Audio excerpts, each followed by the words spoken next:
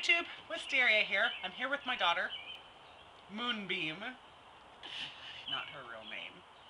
And we're going to have a conversation about modern paganism and what does that mean when you live in the closet, the broom closet, so to speak. What does that mean to you? I don't feel like I live in a broom closet. I tell people when I'm pagan. So the question is, do you think it's easier for the young Americans to be open and honest with their paganism, and as opposed to the adults? I feel like if I were in high school, it would be a little bit easier just because people would peg me as like going through a phase, and I'd be kind of like the dark goth chick in everyone else's eyes. But then as a college student, when people ask me what my religion is, they tend to actually want to have a religious discussion. So when I tell them what my religion is, they take it for heart and there's a discussion about it. Okay. Now, as an adult, being in the health field and being, just around other adults, it's not as accepted as the norm. It's not accepted as sane or responsible, or it's not viewed as highly as Christianity or Catholicism per se, or especially Judaism as an adult. So it's a little bit more pertinent for me to remain in the broom closet than it would be for my college level daughter. And yeah, it's kind of weird. Why do you think that is? Psychology major. I think that it is more difficult for you because I think that you don't want people to view you a certain way, and in any aspect, when people like give up one fact of themselves to someone, they are like judged. And I think that you'll think that because people view paganism in a bad light, people who haven't done their research view it in a bad light, that as soon as you were to come out and tell someone, they would suddenly automatically judge you even without your explanation of it, and then as soon as you try to explain, then it's just already a huge mess. So I figure you don't really want to go through that already, like coming in. So you just choose to stay in a closet. Right. I think it is much easier for today's youth, like in the college level spectrum, to be more open and honest about their paganism and their religion, only because, college time is the time of exploration, of finding yourself and acceptance, or, rejection. But there's so many different people out there. It's like, I guess there's less fear of rejection and fear of judgment than an adult would be, like in her, because my daughter, she goes to college, but I am, I actually work in an office where it's, like a Catholic place, isn't it? Right. It's a Catholic-run place, and so it's very important that I think you're just telling everyone where you work right now. I think she works in the medical field, and it's Catholic. Like Good Samaritan. Just kidding. We'll bleep that part out. No, you won't. I think I will. I don't think you will. I'll edit it. I want to edit this instead. Okay. So the question is why, and it's really, some of the friends, even the new friends that I have developed here in my new employment, have, they don't have any real formed religion. They don't have any, religious preference.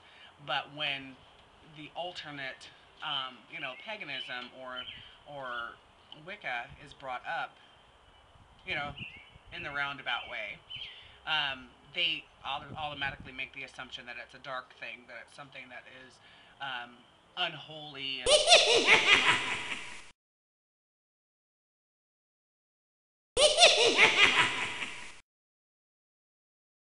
The social normative is to either not be spiritual or to be spiritual.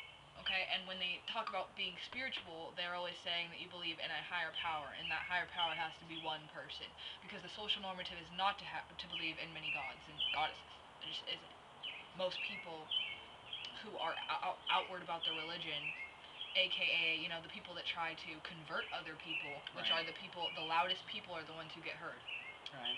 So people who are out there trying to convert people to their religion on a constant basis are the social normative, and we are not.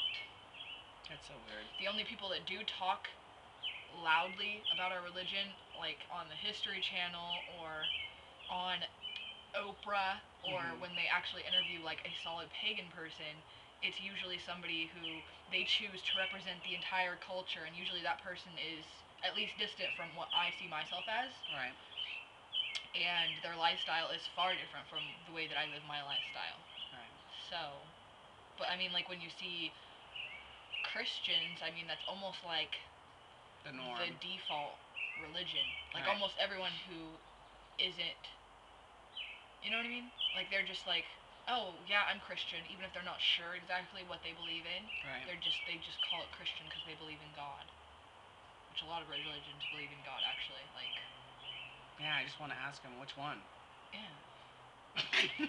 Exactly. Well, Which one are you talking a about? lot of religions say they all believe in the same God. Like Muslims believe in Allah, and you know, but they all say that they're talking about the same God. So I mean, Yeah, but only the only.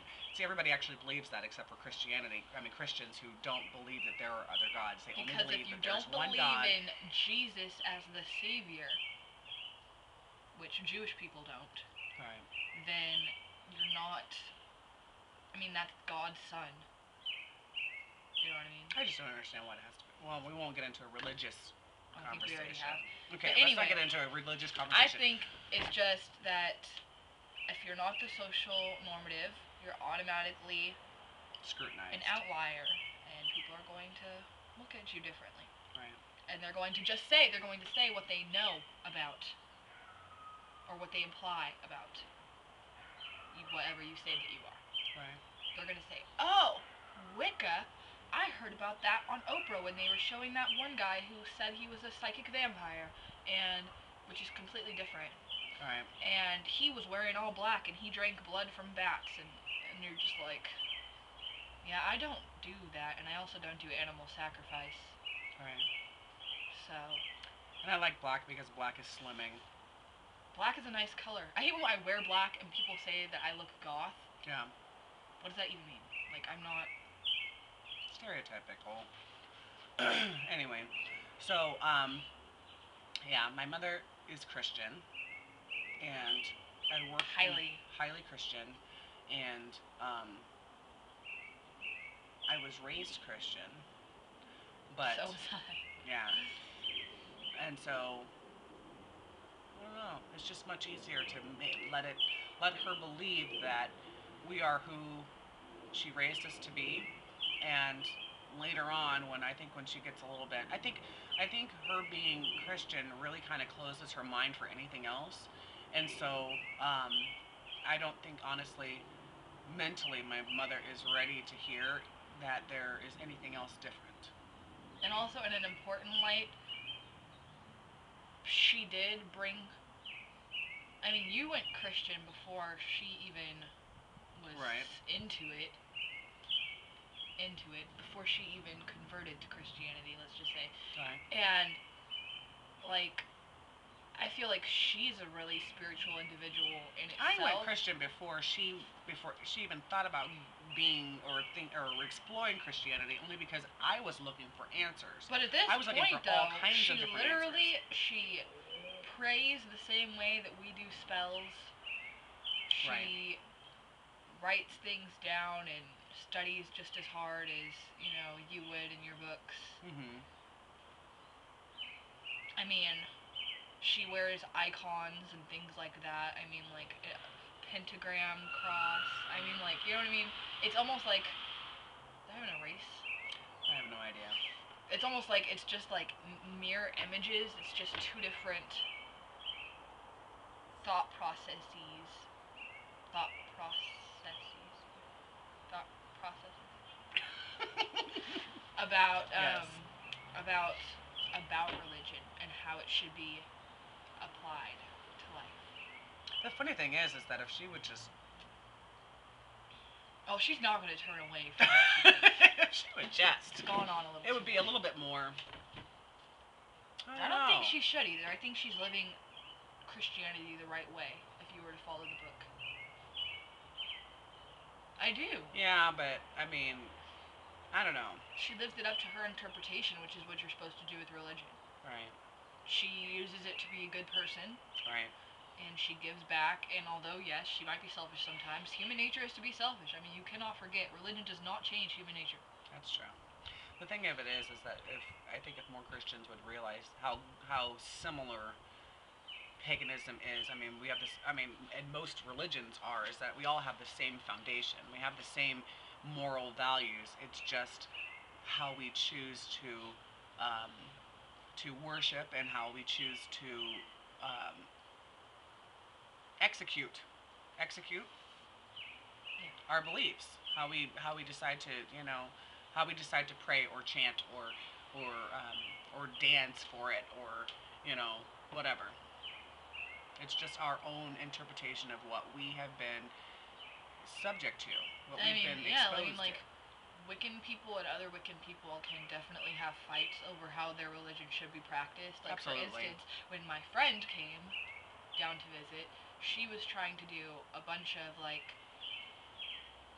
bringing people back and trying to talk to them with, like, a Ouija board. A self-made Ouija board. Oh my God. Where she was, like, not doing the proper, like, circle opening, circle closing, anything like that, and I just felt completely uncomfortable in that, and I was trying to tell her, there are rules that you need to follow to ensure that this goes the right way, and she's like, there are no rules, you know, I just, you know, you just do it the way you feel. I'm in control. No! And I'm like, okay, but when you're bringing other people into it, Right. other forces, you're not so Other in energies control. that should not be tampered with and gone into lightly. Yeah, like they were playing it like it was kind of like a joke, but they're supposed to be like serious, wicked people. Like it wasn't, you know what I mean? I don't know. My friends and I did that when we were in high school, and we made a Ouija board out of this old piece of wood. We made the letters and the numbers with our own blood, and oh yeah, it was crazy. I would never. So we made it with our own blood, and ever since we did that, I have not felt the same. I haven't felt the same. I feel like I am a little bit more open to everything, and things like to attach themselves to me, and energies. You know, I just sense them so much more, you know, more heightened, and it's not, you know, sometimes it's an alright thing, other times it's not a good thing at all. And so, I mean, like I've taught my kids, there are rules, there's things that you need to do before you get into, and that's why I leave my book of shadows with all the instructions. With all the instructions, and all the guidelines, and all the back out spells, and all the back out, you know, the clauses, the loopholes, and, you know, and that we're type all of thing. very careful what we say. As soon as one of us, like, you know that saying, be careful what you wish for, every time we say something that we think might sound like a wish or something, like that might sound like a conjuring, like, well, I wish that she would just blank about a friend or somebody that we're having an argument Right. with, we automatically look at each other and go, you better take that back, because Right. that, you know who you are. Right. Your words can affect people. Right. Because it has happened many times. Yeah. I mean, if you think hard enough bad things about people, I mean, You gotta be careful. bad things will happen. You gotta be careful with what you say and what you think. Alright, this video has gone on way too long. Hope you enjoyed our video and our little rant, and blessed be.